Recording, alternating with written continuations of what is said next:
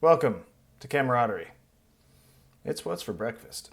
This episode is sponsored by what you really should be doing right now, but you're here watching videos on YouTube instead. Today we're talking about two artistic movements that have, in one way or another, pretty much defined photography and shaped the conversations we have about it for the past 150 years. Roll that intro.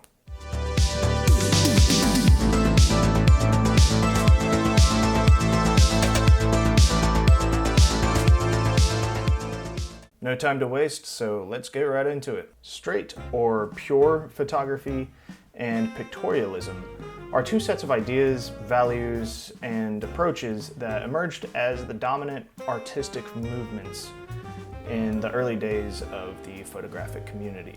First, I would like to give you an incredibly brief rundown of some photographic history, just to see how we got to what we're talking about today.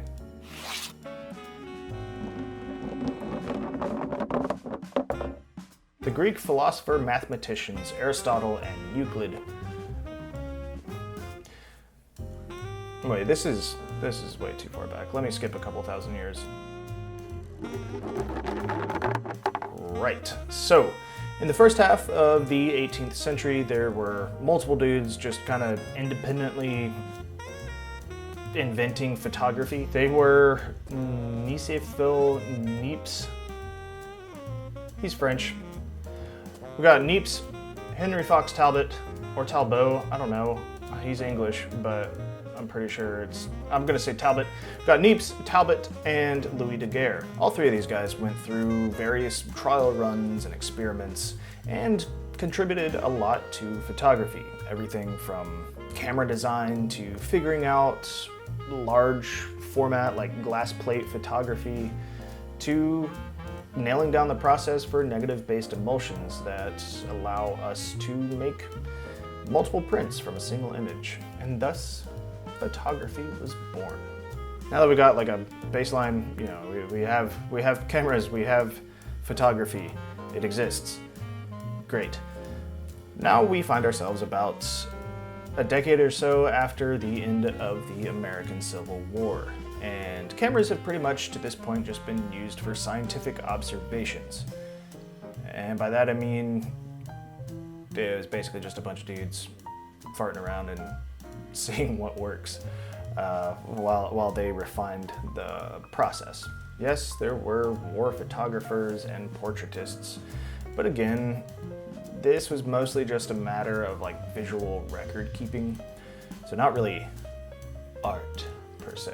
In certain corners though, some were starting to suggest that the fledgling industry of photography could serve as more than just a scientific tool. Enter the Pictorialists, with a name coined by Henry Peach Robinson. Hanky Peach is what I'll call him from here on out. Good old Hanky Peach coined the term pictorialism for the painterly effect caused by dramatic lighting and soft focus, color tinting, and even costume design. Pictorialism was the first school of thought that attempted to elevate photography to the status of art form. The earliest pictorial images were mostly just attempts to recreate in a photograph what painters were doing at the same time with impressionism and tonalism. So lots of ethereal landscapes and dreamlike scenes and all that kind of stuff. They also drew a lot of inspiration from the pre-Raphaelite movement. And the pre-Raphaelites were basically just a bunch of art hipsters who thought that the British Royal Academy's standards of what constitutes good art was dumb. And so they were like, hey, buddy, screw your conventional beauty standards, man. They're just based on the Italian Renaissance. Tell you what, we're gonna paint like they did before Raphael came around and made everything so bland and homogeneous.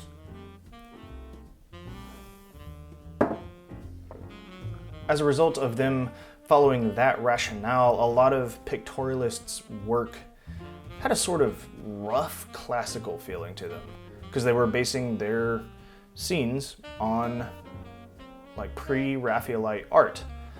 even to the point of dressing up their subjects in medieval garb and shooting biblical or portraying biblical and mythological scenes. To the pictorialists, a camera was more than just a tool for science and documentation. It was also an instrument, a block of marble not yet chiseled, a canvas upon which the photographer could explore their creative vision. Despite all of this, the powers that be couldn't just let these amateurs with this new camera thing that captures a scene in an instant compete in art galleries and exhibitions with the painters that spent hours, if not days or weeks, on a single work of art, and they often have formal training, years of formal training. How dare they presume to call it art, especially when they're just copying us and making a mockery of the sacred process, is probably what they said. And this lack of acceptance among the art community brings us to one of the most important photographers of the time period, Alfred Stieglitz, whose greatest accomplishment was being married to Georgia O'Keeffe. Before he got to that part of his life, though, he was a massive proponent of the pictorialist movement. In 1903, while trying to drum up sympathy and support among the art establishment for both pictorialism and photography in general, he described photography as not the handmaiden of art, but as a distinctive medium for individual expression.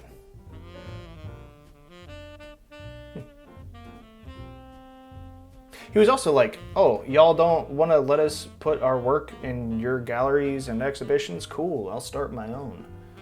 So he did, and that's pretty baller, to use a term that he definitely would have been familiar with. Stieglitz laid the foundation for photography to be viewed as art, and he made it possible by doing everything from forming photography clubs to literally making a space for the pictorialists to show their work to other people. Which is why, at first glance, I find it a bit odd that a few years later, Stieglitz would pretty much just pull a 180 and start to espouse the values of straight photography.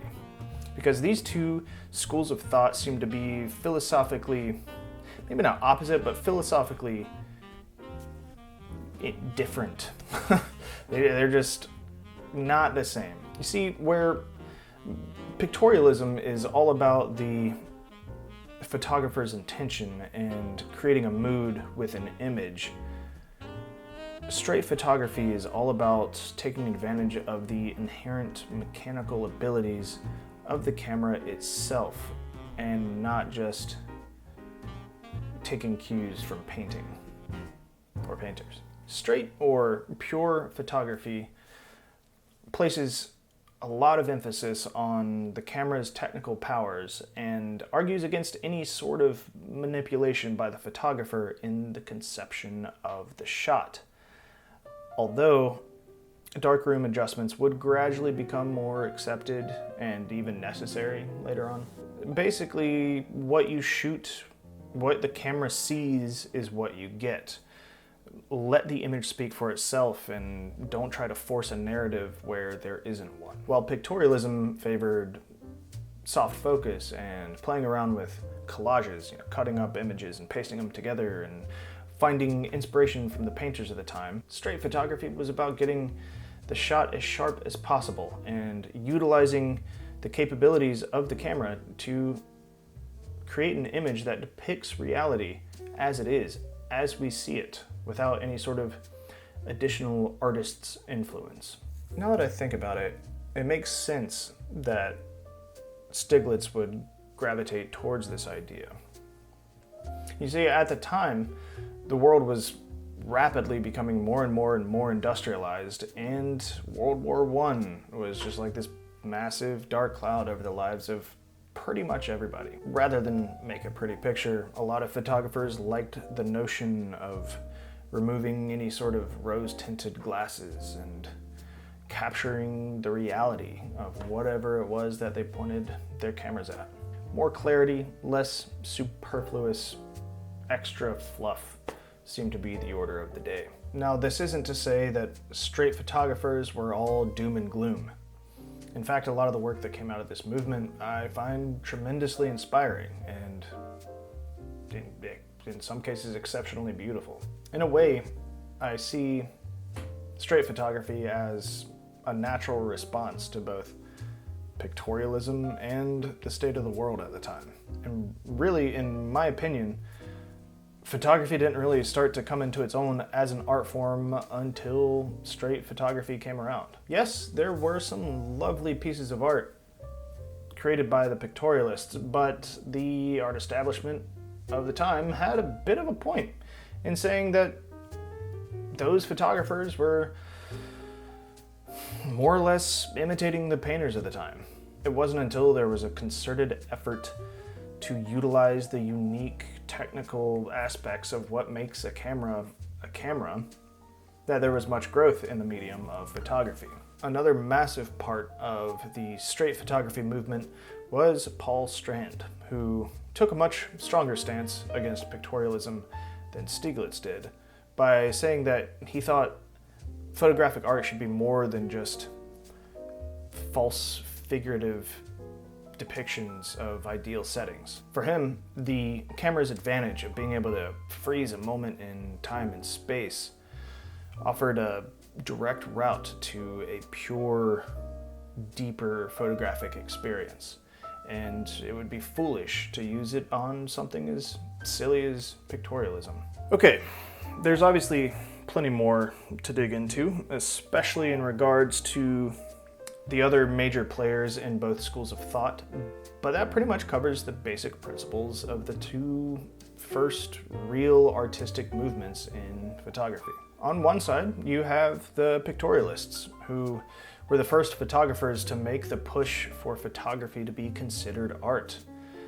They appreciated the ethereal moods and dreamlike scenes one could capture with a camera, and they experimented with everything from color tinting their images to cutting them up and making collages. They fed off of the romantic ideals of Impressionism and pulled photography out of its strictly scientific shell. On the other side were the straight photographers. They said, to hell with that nonsense, give us something real. They fully realized the power that the camera has to capture immediate, clear details of life as it happens. They wanted their apertures as small as possible so that they could accurately render every crisp detail in any given scene. They had no time for frills. They were busy recording life. What's cool to me about these two styles of photography is how they laid the foundation for every movement since, whether through a direct line like you have with straight photography giving birth to street photography, or through a merger of the two ideas like you find in everything from surrealist work to commercial photography. Without Paul Strand's stance against art just for the sake of art, and his belief that high art has an obligation to engage the viewer both socially and spiritually, then we wouldn't have the wonderful works of documentary photographers like Dorothea Lange or Sally Mann. And, at the same time, without pictorialists saying, hey, it's okay to create scenes that might not exactly exist in the real world, it's okay to have fun, then we might not have the radical playfulness of Guy Bourdin or the saturated cityscapes of Ernst Haas. Another thing that these two sides of the photographic coin have given us is a silly argument that still pervades some conversations. The idea that one approach is more valid than the other. Oh, you crop your images or you change the coloring of your images. That's cute, but I don't touch my pictures after I press the shutter button, so I'm more of a real photographer than you are. Or, ugh, your pictures are too depressing. People only want to see beautiful things. Granted, the vast majority of people that I know in real life and on the internet aren't like this, but every so often they come around. And to those people, if you're watching this, first of all, thank you. Maybe subscribe. But yo, just chill, man. Just chill. Let people enjoy things. There isn't one right way of shooting. Every photographer takes elements from both of these movements, whether they realize it or not. Gordon Parks, one of the all-time great photojournalists, wasn't above arranging the scene in front of him to make a statement. That's a totally pictorial move. Irving Penn, one of the most famous fashion photographers, was also super into taking still lifes. He admired the fine details and he made sure everything was in tack sharp focus. And that sounds pretty much like straight photography to me. My point is, mind your own business, worry about yourself and let other people shoot how and what they want. If you don't like it, that's totally fine. But don't go around thinking that your way is the right way. Anyways, let me get off my soapbox and end this video. I'm just fascinated by this kind of stuff. The history of why things are the way they are and how it all came to be, I just love it. Drawing comparisons and finding connections across multiple decades and multiple points of view. It's just a fun exercise, and it gives me a framework within which to view my own work, and shows me different avenues to explore in this hobby that I already just get so much joy from. Photography can take you to places that don't exist, and it can make you see life from a different perspective. It's just fabulous. All of it. I love it. That's all I've got for you today. Thank you for watching. If you've made it this far, consider subscribing if you haven't already. And let me know in the comments what your favorite genre of photography is. What do you like to shoot? What do you like to look at? For me, I generally like shooting observationally abstract street photography, which is a term that I just made up for myself. And honestly, it's really hard for me to pick a favorite genre for what I like to view, like what I like seeing in museums or online or whatever. I like everything from black and white landscapes to conceptual work that blurs the lines between reality and fiction. I'll be here on this side of the lens in the next video, so until then, see you later.